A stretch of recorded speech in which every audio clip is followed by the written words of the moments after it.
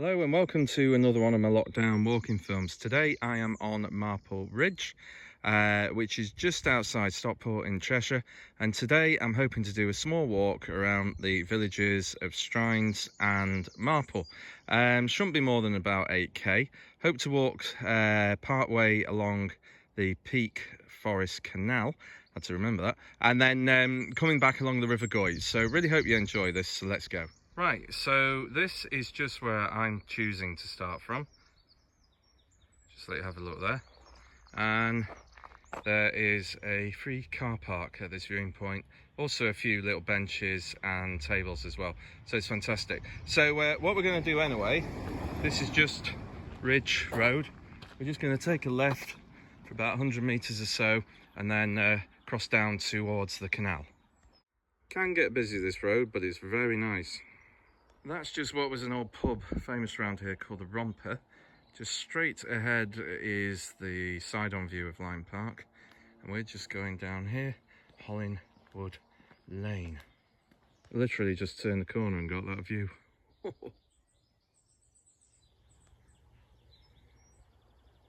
Right at the back of that shot, in the middle top, that's Kinder Scout just over there. Only downside, there is a bit of a walk back uphill at the end. Right, so this is the Peak Forest Canal.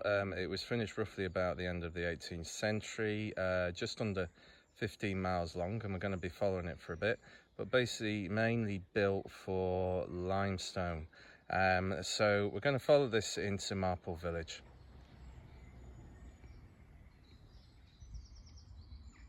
Managed to get another heron. Good sign there's plenty of life in here. Lovely place of life. Got my own pet dog here. Don't actually own a dog. Hello.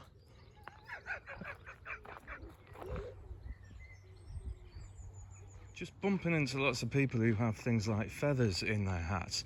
I like it. It's very much got the vibe of like Devon and Cornwall. It's lovely. That's a lot of kids, isn't it? Whoa. Right, this is cool. We are doing what the horses sometimes had to do in going back around on ourselves to then head off on the other side of the canal. But what happened was, these were only really built probably about 40 or 50 years, most of them before the railways. And then of course the railways came, they were quicker, they could sort of take more freight. So this, like many others, was sort of left derelict pretty much by the middle of the 20th century. So it was only sort of in the 1970s and 80s that they brought it back again. But you've just got to be so grateful for all the hard work that it gives us places like this. Right, this is the Marina at Marple, and just got to say, typical of British summers. I'm been rained on and at the same time getting a slight sunburn. Right, so just to the left is the Macclesfield Canal, Macclesfield 11 miles away, and then just to the right is a set of locks that basically raise this canal from its bottom to its top over 200 feet, so we'll go and have a look at those. Like I've often said, right, if you've got children or people like me, do keep an eye on them, because these are not covered. Ooh! So that's number 16, so wow, it's going to take you a long time to get through these. A lot of these over time have actually been replaced, so that's 1996, made in Northwich. But I'm really not kidding, that's a heck of a drop. Yeah, it's kind of weird sometimes how something that was just so brutal for the people that worked on it can now just, you know, be so serene and pretty. And then that beautiful serenity is just interrupted by your mate Steve. Giving you a ring, bless him, not his fault, but oh, modern technology. So we're just approaching Stockport Road, so we're just going to go underneath. There's always some amazing architecture around here, it's fabulous. Check that out. Spectacular old warehouse there, wow. So this is Lock 9 and we're just going to take a right down to Marple Station. Just showing Marple Station here, so it has really good public transport access. There's lots of buses that come to this area too. Right, just a quick look around Marple Bridge. So that's the River Goyt, we're going to get down onto that. And loads of restaurants and shops just over there, fantastic. So let's go straight ahead.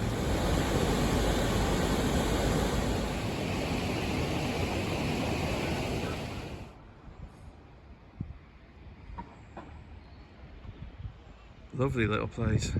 Right, we just come to this lovely house here and we're going down Low Lee Road. Brilliant, eh? So yeah, we're just going to follow this for a while. From all that hustle and bustle then we're just here. Great. Right, that was a good 100 feet there of climbing. But anyway, we're about an hour and 20 in at 4.5k. So we're now going to head down towards the River Goyt. Right, this is interesting. This is the site of the old Mellor Mill, which used to make muslin and was basically around from about the end of the 18th century through to the end of the 19th century, when unfortunately it burnt down. But they've unearthed all the various foundations and there's loads of signs, so you can have a really good look around and learn a lot about the local history. This is the wheel pit, so this is where the big massive water wheel was, 50 horsepower, called Wellington. Just a monumental undertaking here. Strange, isn't it, how we look at Roman ruins now. These ruins from the Industrial Revolution, they'll probably be looking at in hundreds of years' time too. Wow, it's done really well though. Oh right, this was like the mill crest, so the thing that would have been right on the top of the mill above the clock. Fantastic. There we go, there's actually a very early photo of the Mellor Mill. It's just amazing it's something that big in a place like this. Wow. Right, so that's a picture of where the mill owners, Samuel Oldknow and John Clayton, lived. Pretty spectacular, and they were just over here. Wow, this has changed. So this is one of the foundations of one of the major houses of the mill owners. The other was just over the river there. I'll just try and zoom in. You can see where they've worked stonework into the cliff.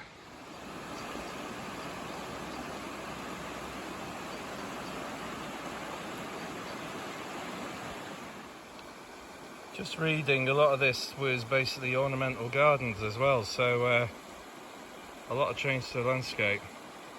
Yeah, the River Goyt looks lovely. That was interesting. So anyway, we're just following Roman Lakes Leisure Park signs, so just down the road here, Lakes Road. Right, we're just looking through onto one of what's called the Roman Lakes. Just follow the sign here. We're going right.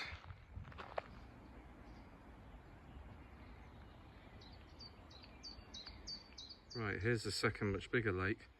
These were designed by Samuel Oldknow basically as mill ponds, so they were designed to actually power the water wheels. Now my family actually have a connection with this place. My mum's dad, Joe, was a really keen fisherman. We'd take my mum out with him a lot as well. She used to really enjoy it too. But we used to come here in the 70s and 80s to fish.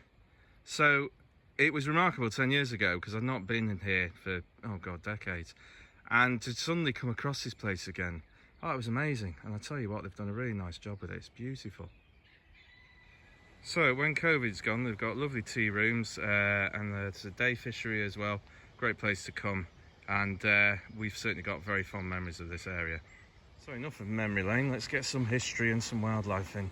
So carrying on straight down here, we're getting back next to the River Goyt.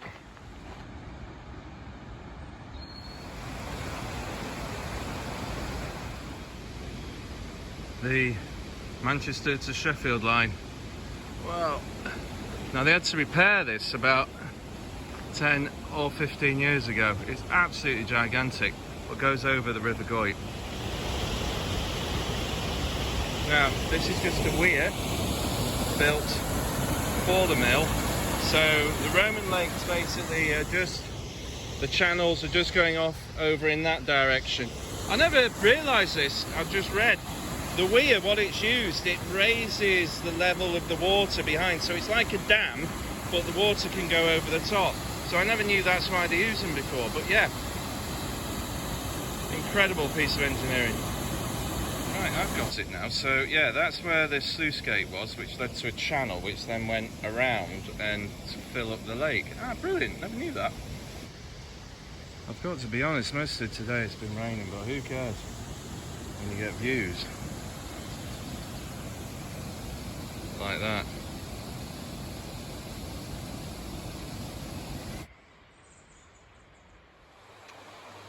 Just over 6k in, around about just over 2 hours. So we just come to this house here. There's not a lot, and we're just going to take a right just down here. Now this is really amazing. There's this very small little bridge here. It can't be more than about, honestly, about 4 feet wide. Goodness knows how old it is. Absolutely fantastic. Let me just swing you to the right there. Do 180. It's a lovely part of the walk, this.